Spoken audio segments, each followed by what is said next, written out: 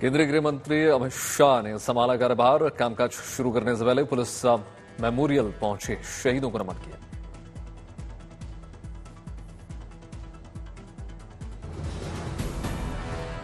केंद्रीय मंत्री जेपी नड्डा ने संभाला मंत्रालय का कार्यभार। स्वास्थ्य एवं परिवार कल्याण मंत्रालय की मिली जिम्मेदारी।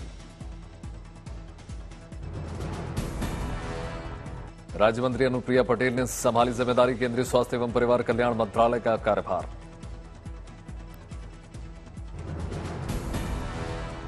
दिल्ली में राजीव रंजन सिंह ने संभाला केंद्रीय मंत्री का पदभार। पंचायती राज मंत्री और मत्स्य पालन, पशुपालन, डेयरी मंत्रालय की मिली है जिम्मेदारी। मनसुख मांडविया ने संभाला मंत्रालय का कामकाज। युवा मामले और खेल मंत्री की निभाएंगे जिम्मेदारी।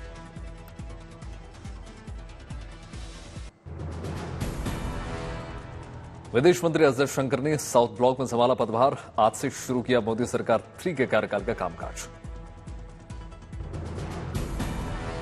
विदेश मंत्री एस जयशंकर ने नए कार्यकाल में बड़े फैसलों को दिया संदेश। कहा, मोदी 3 में सफल रहेगी विदेश नीति। मुझे पूरा विश्वास है कि उनके नेतृत्व में मोदी 3.0 की विदेश नीति जो है बहुत सफल होगी। केंद्रीय मंत्री अश्विनी वैष्णव ने संभाला रेल मंत्री का पदभार। शुरू किया कामकाज। रेल मंत्री अश्विनी वैष्णव ने प्रधानमंत्री मोदी का धन्यवाद किया। कहा, आम आदमी की सवारी रेलवे को करेंगे मजबूत। अश्विनी वैष्णव ने सूचना प्रसारण मंत्रालय का भी पदभार संभाल लिया। कामकाज शुरू किया। केंद्रीय मंत्री भूपेंद्र यादव ने संभाला कार्यभार। पर्यावरण, वन और जलवायु परिवर्तन मंत्रालय की जिम्मेदारी। कार्यभार संभालने के बाद केंद्रीय मंत्री भूपेंद्र यादव ने प्रधानमंत्री मोदी का जताया आभार। का पूरी तन्मयता के साथ काम करूंगा। राज्य मंत्री कीर्तिवर्धन सिंह ने संभाला कार्यभार। वन और जलवायु परिवर्तन मंत्रालय की संभाली जिम्मेदारी। केंद्रीय मंत्री भूपेंद्र यादव और राज्य मंत्री कीर्तिवर्धन ने कार्यभार संभालने के बाद बैठक की। आला अधिकारी मौजूद रहे। ज्योतिरादित्य सिंधिया ने भी कैबिनेट मंत्रालय का पदभार संभालिया। केंद्रीय दूरसंचार मंत्रालय की संभाली जिम्मेदारी। पिछली सरकार में नागरिक उड्डयन मंत्री थे। खाद्य प्रसंस्करण उद्योग मंत्री चिराग पासवान ने भी आज संभालिया पदभार। पहली बार चिराग पासवान को मिली है मंत्री पद की शपथ। हरदीप सिंह पुरी ने संभाला कार्यभार। पेट्रोलियम और प्राकृतिक गैस मंत्रालय का जिम्मेदारी। संसदीय कार्य मंत्री किरेन रिजिजू ने भी संभालिया पदभार। पहली बार संसदीय कार्य मंत्रालय की निभाएंगे जिम्मेदारी। कानून मंत्री स्वतंत्र प्रभार अर्जुन राम मेघवाल ने संभाला पदभार। पिछली सरकार में कानून मंत्री थे मेघवाल।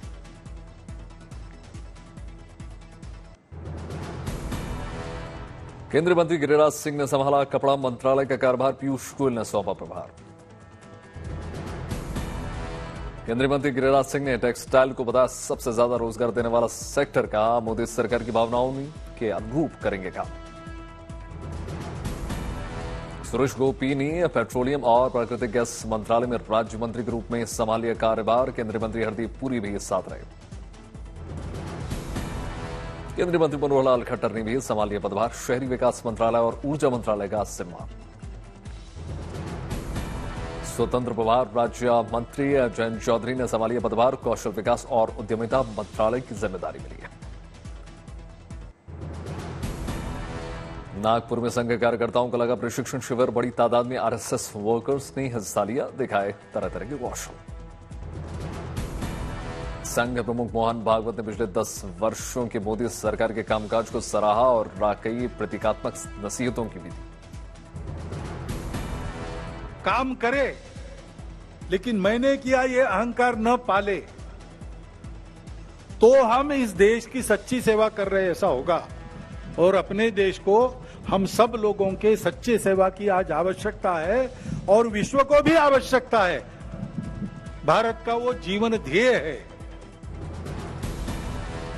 मणिपुर पर आरएसएस चीफ मोहन भागवत का बड़ा बयान। मणिपुर 1 साल से शांति की राह देख रहा है। इस पर विचार करने की जरूरत है।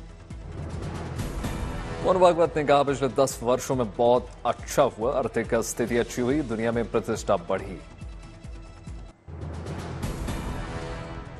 प्रधानमंत्री नरेंद्र मोदी 18 जून को करेंगे वाराणसी का दौरा। चुनावी जीत के बाद प्रधानमंत्री की पहली यात्रा। प्रधानमंत्री नरेंद्र मोदी वाराणसी में करेंगे एक दिन का प्रवास, किसानों से बातचीत। 10वें इंटरनेशनल योग दिवस के 10 दिन पहले प्रधानमंत्री मोदी सोशल मीडिया एक्स पर उन्होंने ट्वीट किया, लोगों को योग से जुड़ने के लिए प्रेरित किया। शहीद राम प्रसाद बिल की जयंती आज, अमित शाह ने ट्वीट करके नमन किया।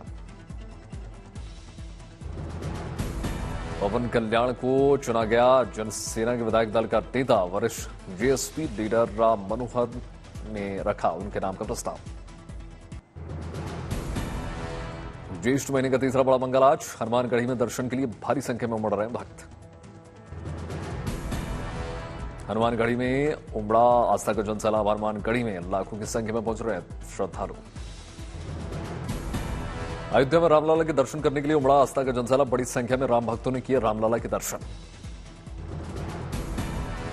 जम्मू कश्मीर के रामबन में एक दिवसीय गूल मेले का आयोजन। बड़ी संख्या में लोग शामिल हुए। मेले में डोगरी, कश्मीरी, गोजरी, पहाड़ी और पंजाबी सहित विभिन्न भाषाओं में सांस्कृतिक का प्रदर्शन। मेले में खेल आयोजनों और ट्रैकिंग अभियान के जरिए पर्यटकों के जम्मू कश्मीर की खासियत से रूबरू कराया गया। बद्रीनाथ यात्रा को लेकर श्रद्धालु में गजब का उत्साह। एक महीने में करीब 5 लाख से ज्यादा भक्तों ने दर्शन किए। हेमकुंड साहिब में भी उमड़ा आस्था का जनसैलाब। 55,000 से ज्यादा श्रद्धालुओं ने टेका मत्था। धाम में सुबह शाम लगी रहती है भक्तों की लंबी लंबी कतारें। 1 से 2 घंटे में भक्त कर पाते हैं दर्शन। लोकसभा में बड़ी जीत के बाद केदारेश्वर मंदिर पहुंचे सपा राष्ट्रीय अध्यक्ष अखिलेश यादव। विधि विधान के साथ पूजा अर्चना की। सैफई में अपने पिता मुलायम सिंह के समाधि स्तंभ जाकर पुष्प अर्पित किए, आशीर्वाद लिया। राजस्थान के मुकुंदरा नेशनल पार्क में तैनात प्रेम कंवर शक्तावन में पेश की महिला सशक्तिकरण की मिसाल। देश की पहली महिला क्रोकोडाइल रेस्क्यू बनी प्रेम कंवर। अब तक 500 से ज्यादा जंगली जानवरों का कर चुकी हैं रेस्क्यू। तमिलनाडु में गरीब बच्चों के लिए सरकार ने अच्छी पहल की। गरीब बच्चों के बीच किताबों का वितरण। वडोदरा में स्कूली छात्रों ने जरूरतमंद बच्चों के लिए अच्छी पहल की। यूनिफॉर्म बैंक अभियान के तहत जरूरतमंद बच्चों के लिए उपलब्ध कराए स्कूल ड्रेस।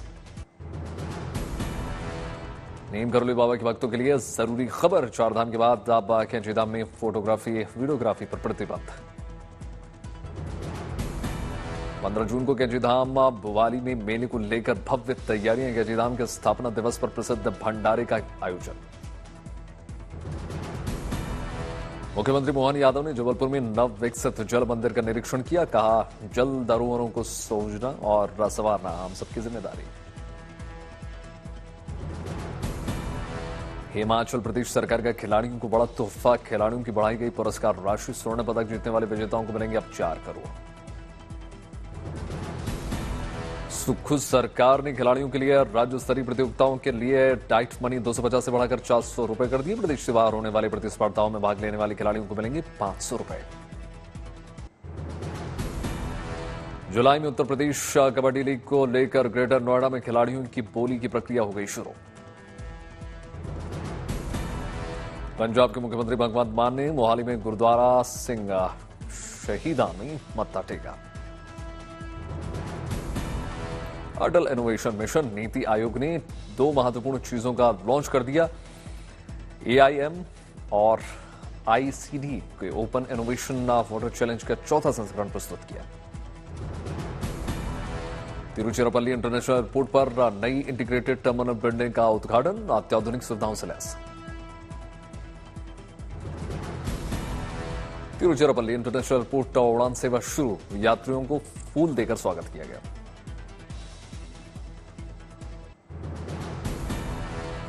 मुंबई वासियों को बड़ी सौगात। मुख्यमंत्री शिंदे ने मुंबई कोस्टल रोड फेज 2 का उद्घाटन कर दिया। मरीन ड्राइव से हाजी अली का सफर में 7 से 8 मिनट में हो जाएगा पूरा।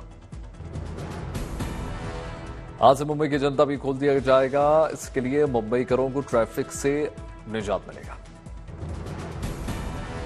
लोकसभा चुनाव में बीजेपी की जीत पर अगरतला में जश्न, सांस्कृतिक और रंगारंग कार्यक्रम में बांधा समा। आज अपना 77वां जन्मदिन मनाएंगे आरजेडी सुप्रीमो लालू प्रसाद यादव। पटना में राबड़ी देवी के आवास पर 77 पाउंड का केक काटेंगे राहुल। सेना के शहीद जवान हवलदार अब्दुल मजीद की याद में पुंछ में नाइट क्रिकेट टूर्नामेंट का आयोजन। नोएडा में पुलिस और लुटेरों के बीच मुठभेड़, 3 बदमाश को लग गई गोली, गिरफ्तार। कोयम्बटूर में पुलिस ने बड़ी कार्रवाई की। नवजात बच्चे को बेचने के आरोप में बिहार के एक दंपति समेत 1 किसान को गिरफ्तार कर लिया, पूछताछ जारी। अंगड़ा में कॉलेज प्रशासन की बड़ी कार्रवाई। टांडा में रैगिंग के मामले में 4 सीनियर छात्र पर गिरी गाज। गुजरात में कांग्रेस विधायक इमरान को मिली जान से मारने की धमकी, जांच में जुटी पुलिस। जयपुर में पुलिस को मिली बड़ी सफलता। बिजनेसमैन की हत्या के मामले में फरार लेडी किलर समेत 4 गिरफ्तार।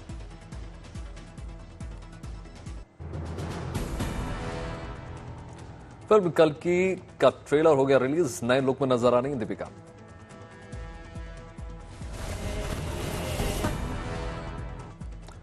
ट्रेलर रिलीज से पहले हुई लीक, फिल्म के मेकर्स पर भड़के फैंस। सलमान खान की अपकमिंग फिल्म सिकंदर की शूटिंग की आई डेट, 18 जून से मुंबई में शुरू हो जाएगी शूटिंग। बेटी के साथ नए घर में शिफ्ट होंगे वरुण नताशा। एक्टर ने किराए पर लिया ऋतिक रोशन का अपार्टमेंट। अक्षय कुमार के नाम पर दिव्यांगना सूर्यवंशी पर धोखाधड़ी करने का आरोप।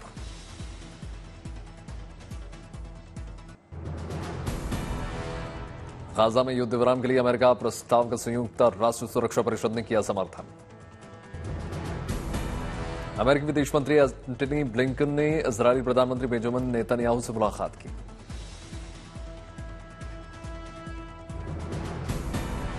इजरायल वॉर कैबिनेट से बनी गेट्स के इस्तीफे के बाद ईरान की आई प्रतिक्रिया। विदेश मंत्रालय के प्रवक्ता नासिर कनानी ने कहा, आजायनु शासन की मंत्रिमंडल में फूट यहूदी राज्य के आंतरिक पतन का संकेत। कब्जे वाले वेस्ट बैंक में इजरायली सेना ने छापेमारी की, 4 फिलिस्तीनियों की मौत, कई घायल। यूक्रेन में खार्किव शहर के रिहायशी इलाकों में बमबारी, रूसी हमले में कम से कम 6 लोग घायल। पाकिस्तान के कब्जे वाले कश्मीर में यात्री वैन पहाड़ी सड़क से नदी में गिर गई, 16 लोगों की मौत, 4 गंभीर रूप से घायल। रूस के निजनी शहर में ब्रिक्स विदेश मंत्रियों की बैठक। ब्रिक्स बैठक से अलग रूसी विदेश मंत्री सर्गेई लावरोव ने ब्राजील, दक्षिण अफ्रीका, ईरान, लाओस, थाईलैंड और इथियोपिया की अपने समकक्षों के साथ द्विपक्षीय वार्ता की। हांगकांग में सोमवार को पारंपरिक चीनी त्योहार ड्रैगन बूट फेस्टिवल का जश्न।